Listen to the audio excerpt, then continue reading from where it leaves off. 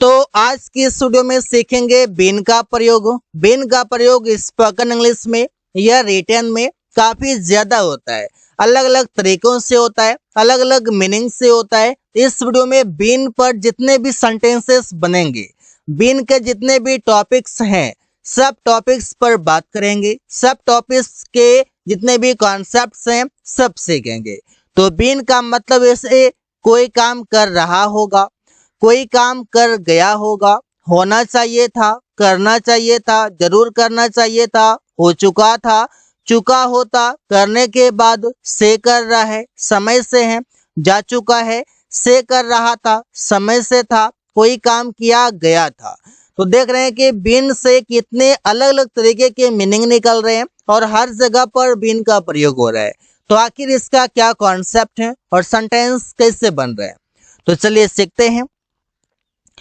पहला है कि हैव या हैज, ये दोनों शब्द के साथ बीन का प्रयोग आएगा और हिंदी में मीनिंग होगा कि कोई काम किसी समय से कर रहा है। जैसे 2010 से कोई काम कर रहा है, 5 महीने से कर रहा है, सुबह से कर रहा है, ये सब टाइम है। और कोई समय से जब काम कर रहा है तो वहां पर हैव बीन या हैज बीन सब्जेक्ट के अनुसार लगाते हैं। तो जैसे सेंटेंस देखते हैं। सब्जेक्ट अगर सिंगुलर रहेगा तो हैज बीन, प्लुरल रहेगा तो हैव बीन, और इसके बाद वी फोर होगा, ऑब्जेक्ट होगा। अब यहाँ पर जो से लगा हुआ है, इस एक वर्ड के लिए अंग्रेजी में 2 वर्ड है, एक तो है सिंस और दूसरा है फॉर। आखिर क्या लगाया जाए? ऐसा टाइम आपको मिल जाए जो कि आपको कैलेंडर में, वॉच में मिल जाए, उसके लिए सिंस आएगा। और जो टाइम आपको कैलेंडर में, वॉच में ना मिले, मॉर्निंग इवनिंग को छोड़कर सभी के साथ आप फॉर यूज करेंगे। जैसे 2 सालों से कैलेंडर में नहीं मिलेगा तो आप लगा देंगे फॉर। 5 मिनटों से 5 मिनट नहीं मिलेगा।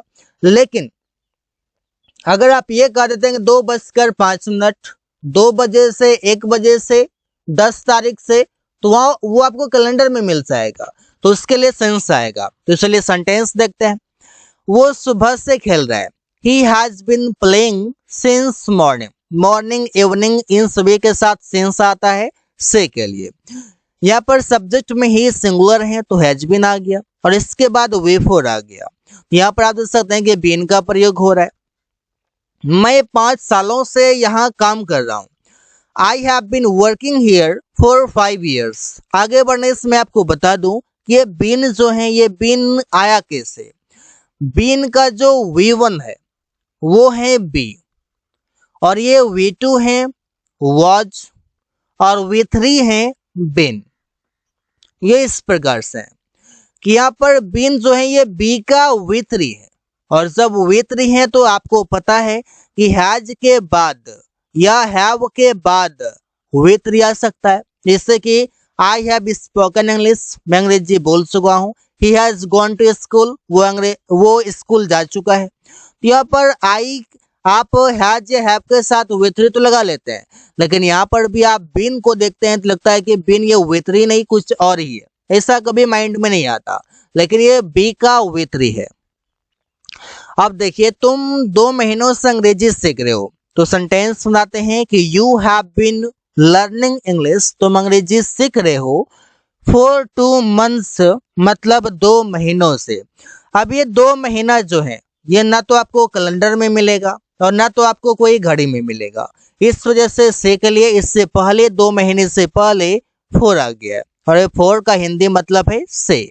और हैव बीन आ गया है क्योंकि इससे पहले जो सब्जेक्ट है यू, ये प्लुरल है। अब देखते हैं, हम लोग बचपन से क्रिकेट खेल रहे हैं। अब बचपन से हो या जन्म से हो, इन सभी के साथ भी आप से के लिए सिंस प्रयोग करते हैं। तो जैसे बोलेंगे कि we have been playing cricket, हम लोग क्रिकेट खेल रहे हैं, सिंस चाइल्डहुड मतलब बचपन से, सिंस बर्थ कोई काम जन्म से करते हैं, कोई काम कुछ और करते हैं, तो वहां पर आप प्रयोग कर सकते हैं। जैसे बोलते हैं ना कि हम लोग बचपन से या जन्म से रोते आ रहे हैं, तो बात भी सही है।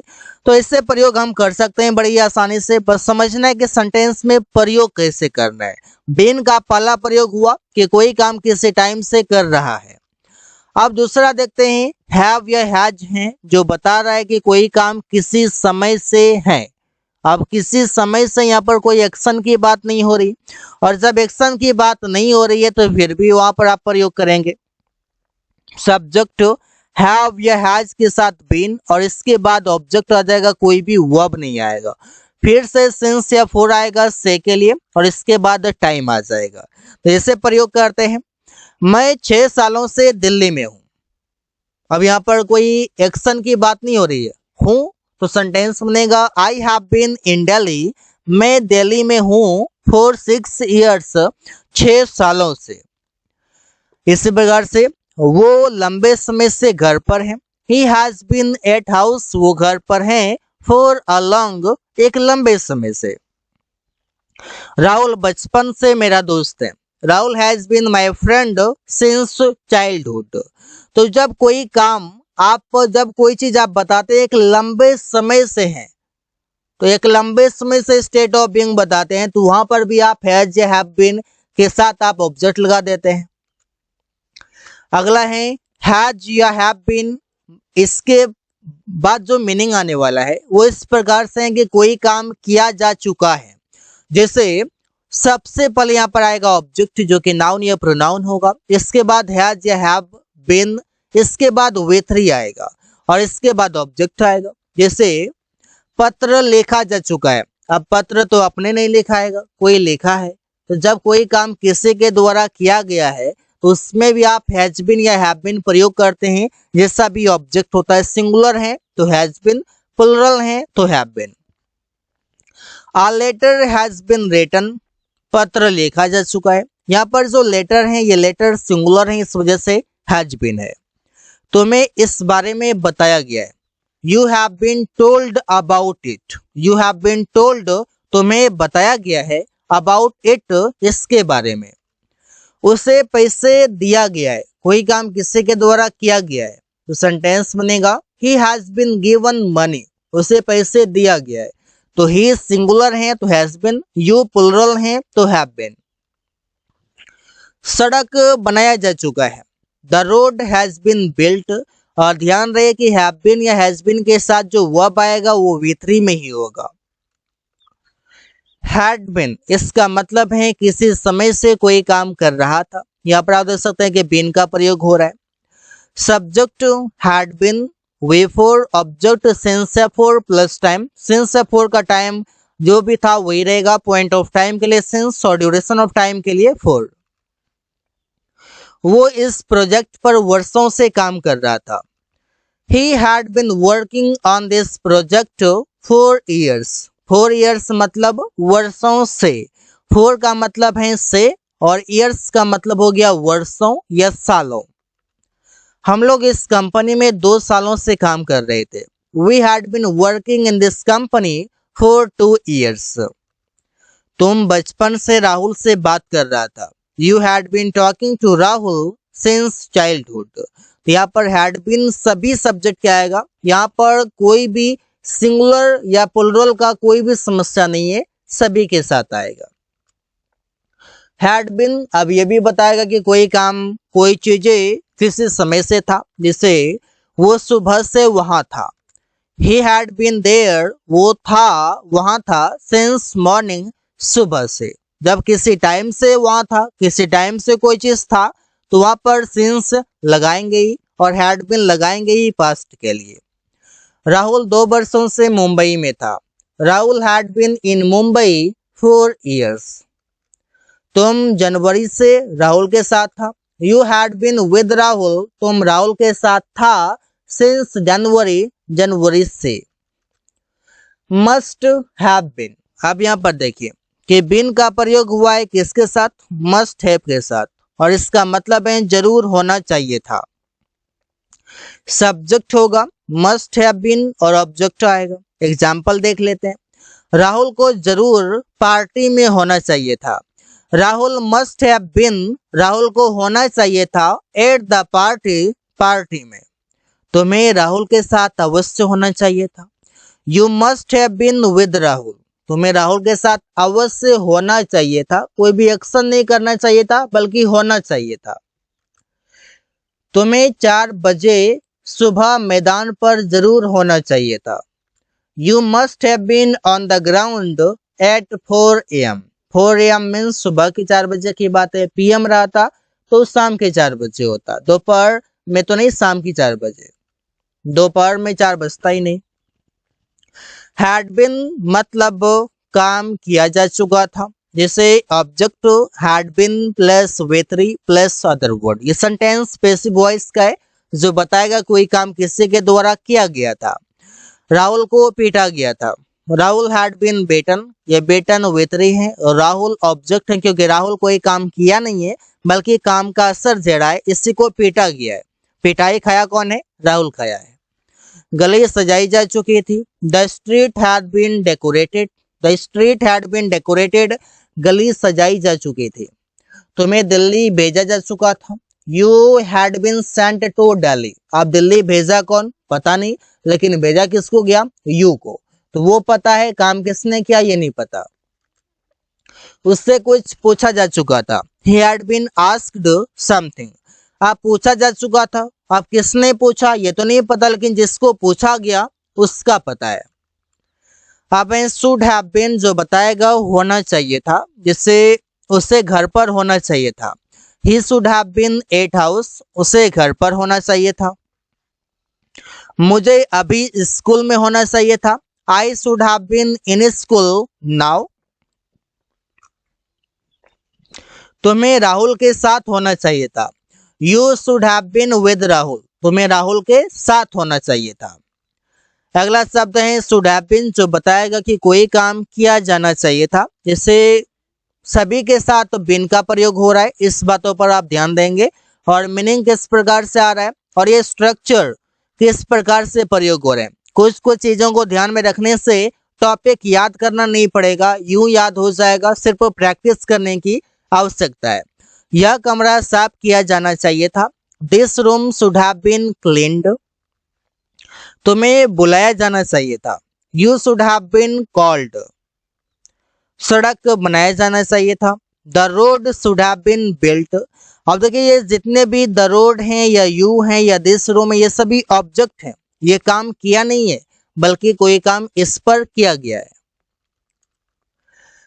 कुड, मे, माइट और इसके बाद हैव बीन, तीनों में से किसी के साथ भी हैव बीन और मीनिंग होगा एक ही, और वो है कोई काम किया जा सकता था, जिसे ऑब्जेक्ट होगा, फिर could have been, may have been, might have been, इसके बाद V3 और अदर वर्ड होगा। उसे बाजार भेजा जा सकता था, he could have been sent to market, ये सेंट V3 है। यहाँ पर चाहे तो कोड के साथ मैं भी लगा सकते हैं या माइट भी लगा सकते हैं। हमसे ये सभी सवाल पूछे जा सकते थे, we may have been asked, हमसे पूछे जा सकते थे, ऑल दीज क्वेश्चंस, ये सभी सवाल। उन्हें कहीं भी देखा जा सकता था, they might have been seen, उन्हें देखा जा सकता था, एनीवेयर, कहीं भी। वुड हैव बीन और इसका मतलब है कोई काम किया जा चुका होता, जैसे object would have been plus V3 और अदर वर्ड। जैसे सड़क बनाया जा चुका होता, the road would have been built, कोई काम किया जा चुका होता किसी के द्वारा, और कौन करता पता नहीं।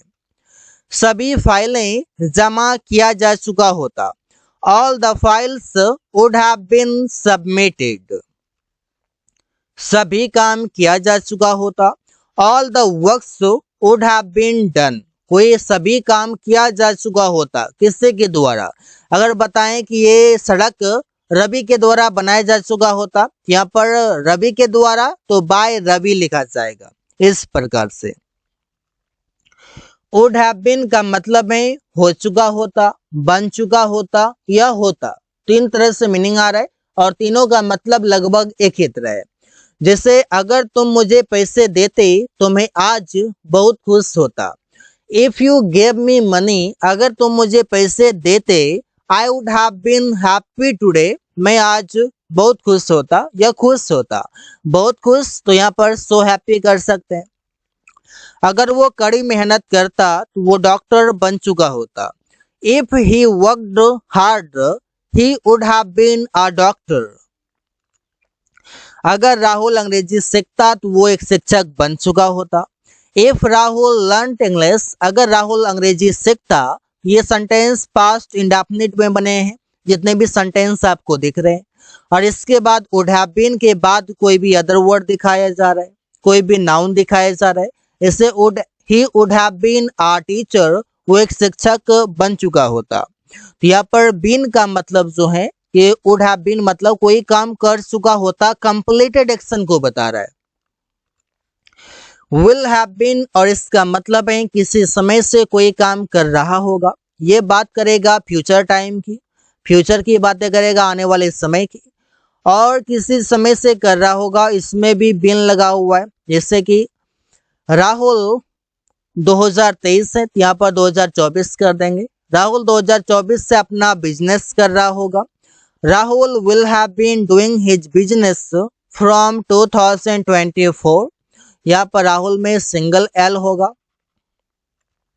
हम लोग कल से अपना काम करते रहेंगे, फ्यूचर टाइम की बात है। We will have been doing our work since tomorrow. Since tomorrow लिखा हुआ है, सिंस को काट करके यहाँ पर फ्रॉम लिखेंगे, क्योंकि जहां पर आप सिंस प्रयोग करते हैं उसके जगह पर फ्रॉम यूज होता है फ्यूचर के लिए।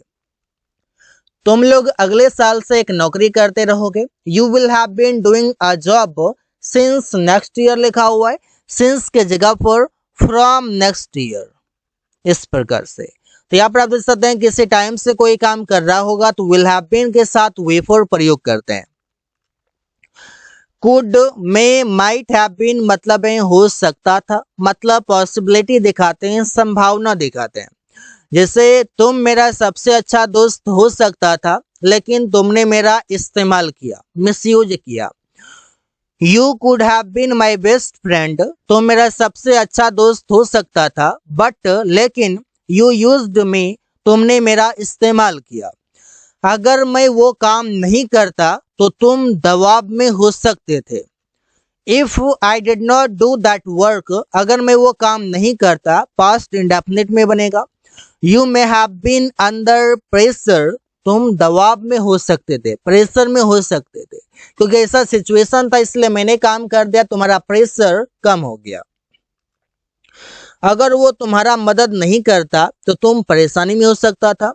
If he did not help you, अगर वो तुम्हारा मदद नहीं करता, you might have been in trouble, तुम परेशानी में हो सकता था, तुम्हें परेशानी हो सकता था।